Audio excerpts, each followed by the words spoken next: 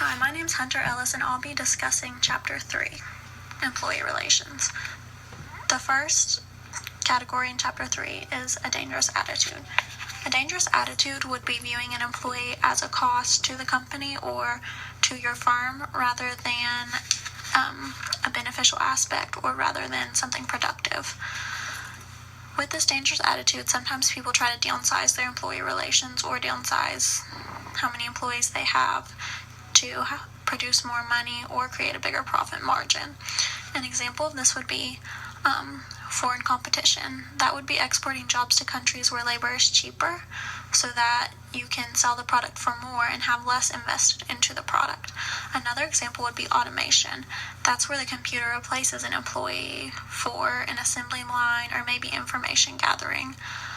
Another trend would be part of the legislative influence, such as NAFTA or the North American Free Trade Agreement, and this allows organizations to move their facilities around the world and other continents to maybe bypass certain regulations.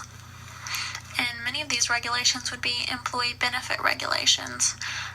This overall creates a lower cost of production, which again creates a lower price and higher profit margin.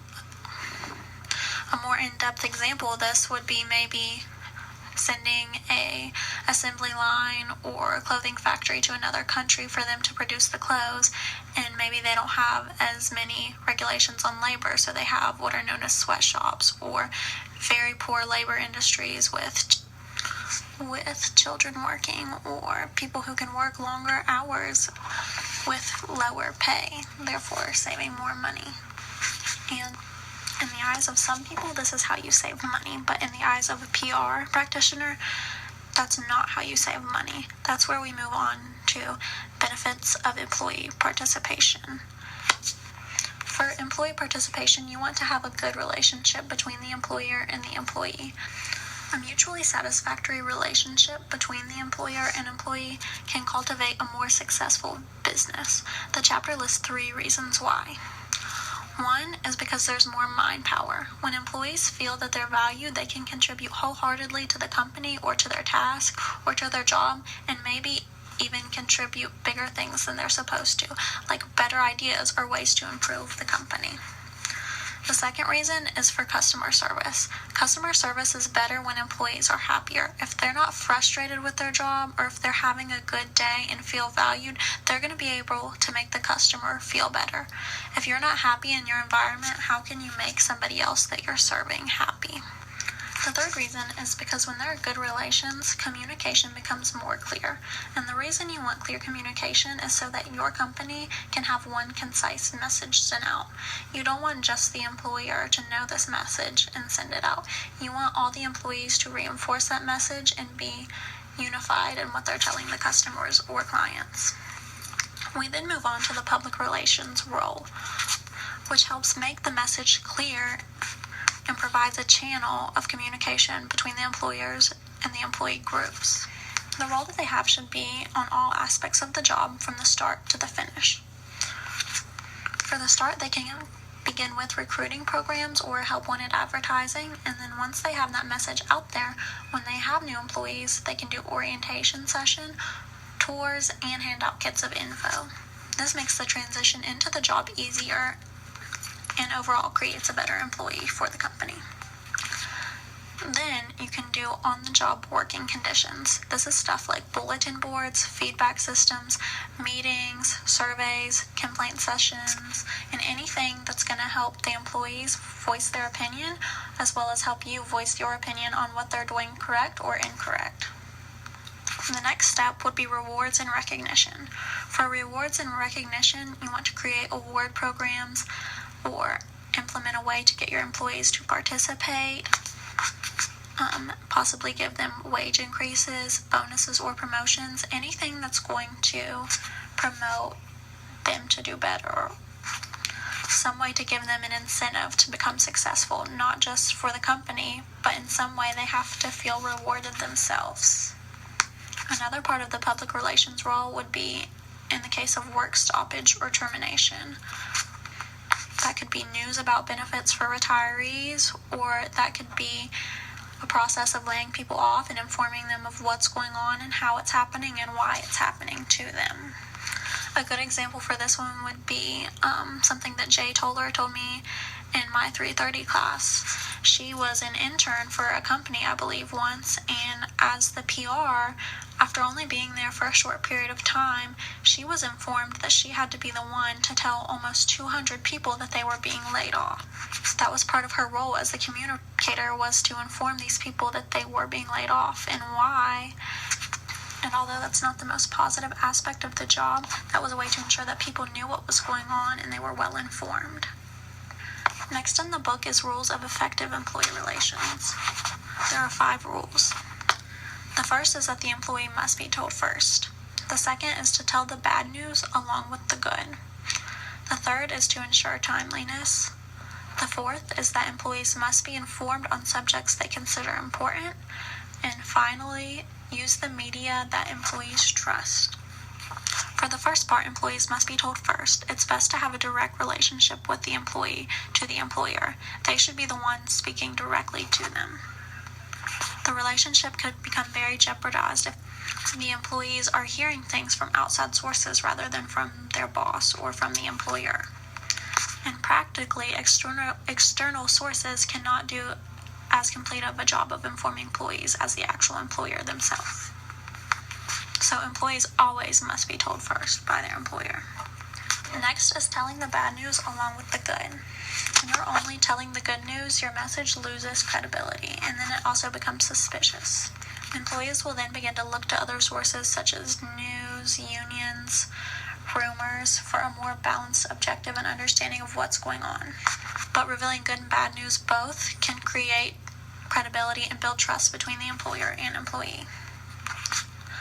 Then there's ensuring timeliness, and this does the same thing as the other 2 points. It builds credibility when you can get the news to your employee fast.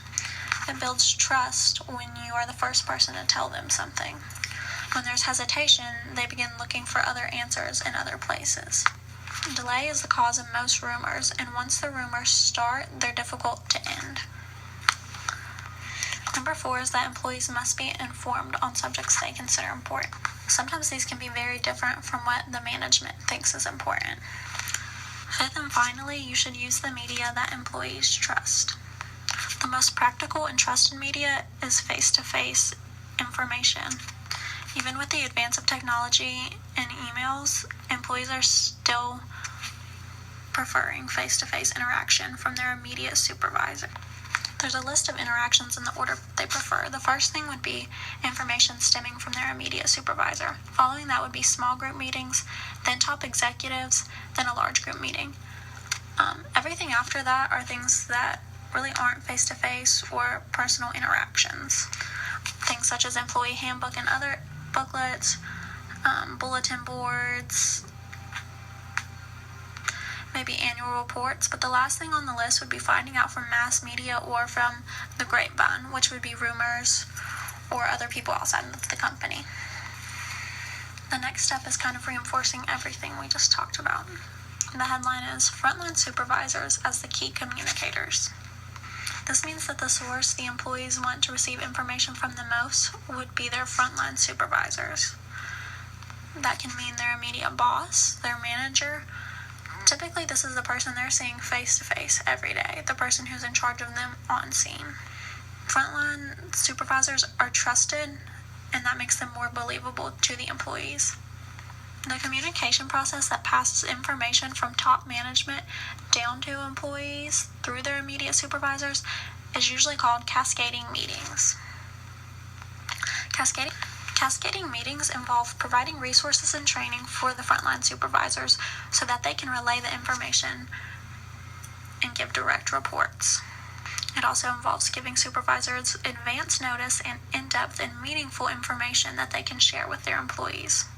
And sometimes it involves making subject matter experts available so that they can immediately answer the employees' questions. This process helps build a relationship within the management team. Supervisors get more information and they feel more valuable and plugged in into what's going on with the employees. And another bonus of this process is that messages are delivered face-to-face to all of the employees in 24 hours. The next headline in the book is Trust is Essential. Then the book lists 6 key components to trust.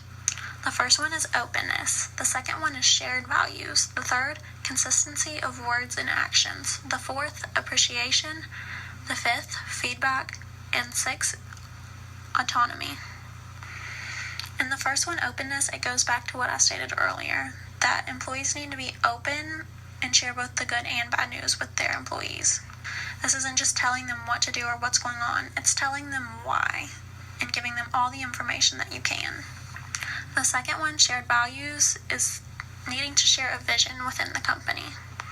The third, consistency of words and actions, is exactly what it says. You need consistent treatment of employees as well as the way things work. You need to consistently use the same words and actions to model what you want within your company.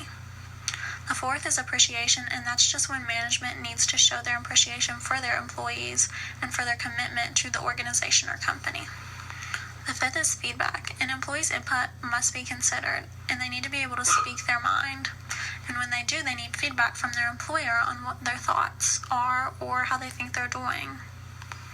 And the sixth one, autonomy, is when the management should show respect for their employees, allowing them to work without having somebody constantly looking over them. They should be able to do their work independently as long as they're doing it well. One of the final headlines in the book is communicating through technology, and it lists both the pros and the cons. Most of the pros are the typical pros of technology, that it's fast, it's reliable, and it can give information to anywhere all over the world within a matter of seconds. This is great for keeping up to date within your company or organization, but the downfall is that it's a lack of personal communication. And as we discussed earlier, employees want that face-to-face communication regarding important issues. This increases the risk of dehumanizing relationships. It's general, quick, and impulsive, and it can lead to misunderstanding. I really liked this quote in here, so I'm just going to take it straight out of the book. It's from one PR firm CEO, and this is the way he views technology with the pros and cons. Speed without analysis, data without wise interpretation. So it does have the speed and all the other aspects of technology that are important, but for employee relations, it can lead to downfall because you don't have interpretation or the right communication to convey your message. The closing headline in the book is trustworthiness now means holding nothing back. And by that, they mean that you need to be completely transparent when dealing with your employees. Transparent communication allows the employees to trust you based on what you're saying. You're giving them all the information, the good and the bad, and that's giving them a reason to trust you. When you're just showing them the good information, you're leaving them room to find the bad information and distrust you. You need to tell them that you're making the decision, why you're making the decision, and the facts to back that up. Tell them the options and let them look at them with you and let them help you make a decision since they also work for your company. That way, even though you think you're being open, you can give them all the options and let them decide too. They can judge for themselves what they think after you've made the decision and show them both sides of it. I would say the biggest things to take out of this chapter are just to be open and transparent with your employees. Create trust between yourself and them, and make them feel valued and appreciated, and that what they're doing is contributing to the betterment of the company. And remember that it's your job as the PR to get them off to the right foot from the start, on the job working conditions, through rewards programs and recognition, and even through their work stoppage or termination. It's your job to make sure to communicate everything they need to be doing. And it's not only your job to criticize your employees, but also to give them positive feedback and tell them what they're doing right, not always just what they're doing wrong.